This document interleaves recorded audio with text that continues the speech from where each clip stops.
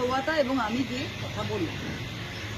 এখন পশ্চিমবঙ্গের মানুষদের, স্পেশালি আমাদের কর্মীদের মধ্যে অনেকে হয়তো বুঝতে পারছে না কি হচ্ছে। রোজ কিছু না কিছু হচ্ছে, রোজ মিডিয়ার সামনে কিছু দেখছে। আমাদের অনেক ভালো কর্মী যারা নিজের ঘাম রক্ত দিয়ে এই দলটা তৈরি করেছে। এই দলটা কোনো নেতা তৈরি করেনি, কেবল মমতা ব্যানার্জি তৈরি করেছে আর কর্মীরা তৈরি করেছে। তাই আজকে প্রত্যেকটা কর্মীদের উদ্দেশ্যে আমি বলছি, আর যে যেখানেই যাক না, জেলা পরিষদ যদি যায় যা, এমএলএ যায় যা, এমপি যায় যা, এরা প্রত্যেকে গাদ্দার। আমরা এদের বিরুদ্ধে দলত্যাগ বিরোধী আইন প্রয়োগ করব। কিন্তু জিনিসটা খুব সোজা। জিনিসটা কি, যে যদি আমি একজন সাংসদ, আমি একজন এমপি মহুয়া মশরুফ, আমি কৃষ্ণনগর লোকসভা কেন্দ্র থেকে তৃণমূল কংগ্রেসের টিকিটে জিতেছি।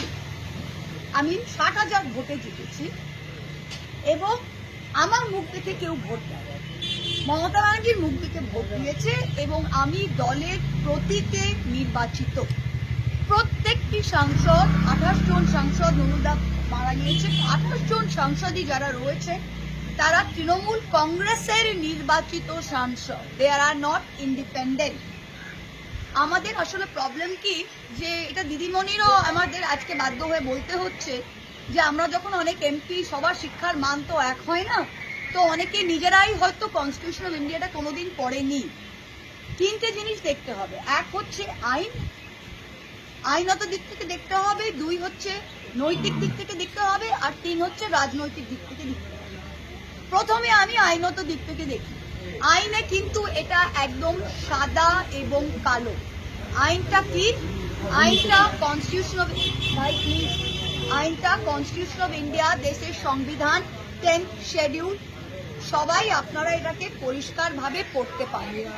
10th শিডিউলে দুটো ধারা আছে, 2(1)A।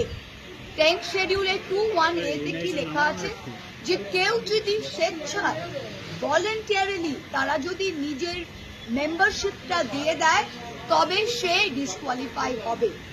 20টা সংসদ কি করেছে? 20টা সংসদ সই করে বলেছে যে আমরা তৃণমূল কংগ্রেসের সাথে নই, আমরা এখন national citizen party of India. বলেছে কি বলেন? তার মানে ওরা স্বেচ্ছায় বলেছে, আমরা তো কাউকে বন্ধু বলেনি। তার মানে 10th শিডিউলে 2(1)A তে এরা ডিসকোয়ালিফাই করেছে।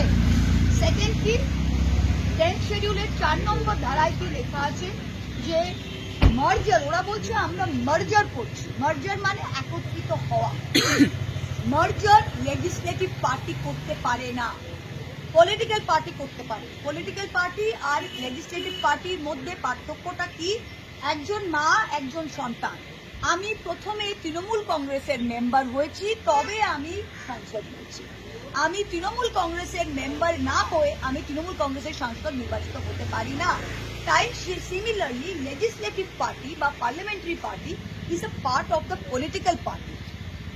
10th শিডিউলের 4 নম্বর ধারায় পরিষ্কার লেখা আছে, মার্জার একমাত্র হতে পারে যখন 2/3 অফ অরিজিনাল পার্টি, মানে পলিটিক্যাল পার্টি, সেটা যদি মার্জ হয় তবে হতে পারে। এখানে 2/3 অফ অরিজিনাল পার্টি হলে সমস্ত political party, 2/3 of all committees, 2/3 of working committee, তবে সেটা কি হয়েছে? তাহলে ওদের কাছে 20 জন থাকুক, 25 জন থাকুক, আইনত ওদের 0। আজকে আমরা গলা ফাটিয়ে বলতে পারছি, এই হচ্ছে আমার পজিশন। একটা গদ্দারকে আমি চ্যালেঞ্জ করছি, ব্যক্তিগত আক্রমণে যাবেন না। অভিষেক কত খারাপ আর কে কি করেছে ওইসবে যাবেন না। আপনারা সোজা দাঁড়িয়ে, মাটিতে দাঁড়িয়ে বলুন যে আইনত ভাবে আপনারা কোন ধারায় আপনারা বলতে পারছেন যে আপনারা অ্যান্টি ডিফেকশনে পড়বেন না। সেকেন্ড, নৈতিক দিক থেকে যদি আমরা দেখি, তাহলে আপনারা বিজেপির লোকগুলো এখন আমাদের দিকে ডিম ছুটছে। পাবলিক ডিম ছুটছে না। ডিমের দাম 6 টাকা না 7 টাকা। পাবলিক নিজের বাচ্চাকে ডিমের সেদ্ধ খাওয়াতে পারছে না। মিড ডে মিলে দুপুরে সপ্তাহে 2 দিন ডিম দিচ্ছে। পাবলিকের কাজ নেই, খেয়ে দে তৃণমূল নেতাদের ফেলবে। আপনারা আপনাদের এলাকায় বেরোতে পারবেন? কারণ আপনারা ভোট নিয়েছেন তৃণমূল কংগ্রেসের নামে। এই 20টা সাংসদ যদি রাস্তায় হাঁটে উইদাউট দ্য তৃণমূল প্রতীক, এরা ভোট পেত?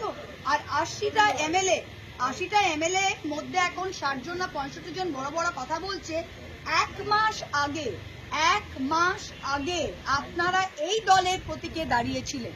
এত বুকের পাটা ছিল, তাহলে আখরুল জামানের কংগ্রেস, সাবিনা ইয়াসমিনের কংগ্রেস, ঋতব্রতর কংগ্রেস, ববি হাকিমের কংগ্রেস, অরূপ বিশ্বাসের কংগ্রেসে দাঁড়াননি কেন? নৈতিক দিক থেকে আপনারা কোন দিকে দাঁড়িয়ে আছেন? আজকে আপনারা বলছেন চিঠি দিকে যে আমাদের দলের টাকা, দল থেকে হোয়াইটে 25 লাখ টাকা প্রত্যেকটা এমএলএ এর অ্যাকাউন্টে ঢুকেছে। এক্সপেন্ডিচারে সেই 25 লাখ টাকা খরচ করে তারা এমএলএ হয়েছে।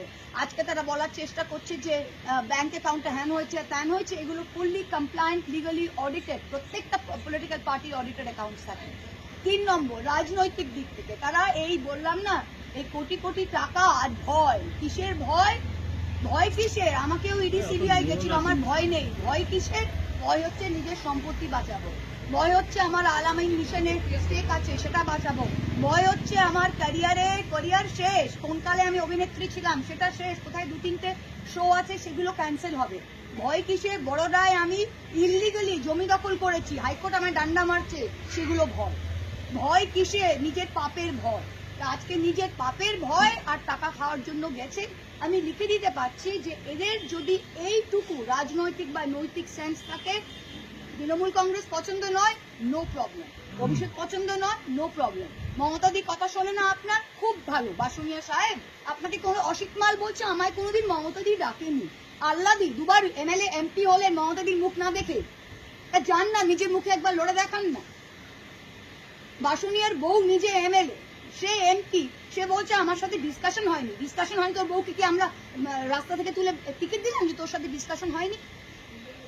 মানে এগুলো যুক্তিহীন কথাবার্তা। আর আমি কর্মীদের বলছি, এদের যেতে দিন। প্রত্যেকটা জেলা পরিষদ, আজকে নদিয়া জেলা পরিষদে ওরা অনাস্থা আনছে, আমি বলছি ফেলতে দাও জেলা পরিষদ, 1 পয়সা দেব না।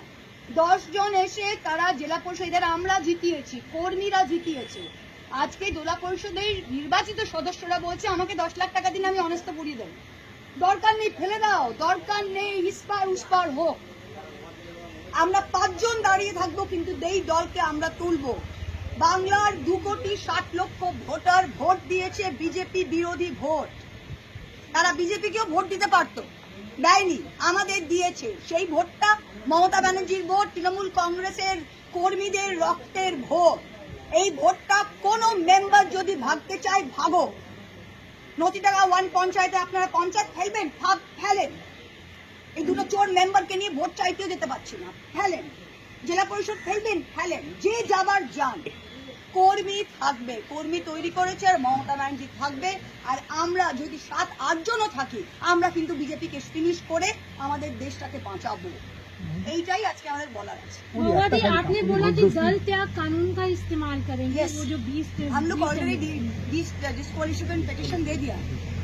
और क्या प्रोसेस है इसका, थोड़ा प्रोसेस बहुत सिंपल है। देखिए, डिस्क्वालिफिकेशन पिटीशन नॉर्मली ये ग्रुप से एक साथ करते हैं, हम लोग इंडिविजुअली किया, मिताली बाग के ऊपर किया, शताब्दी राय के ऊपर किया है।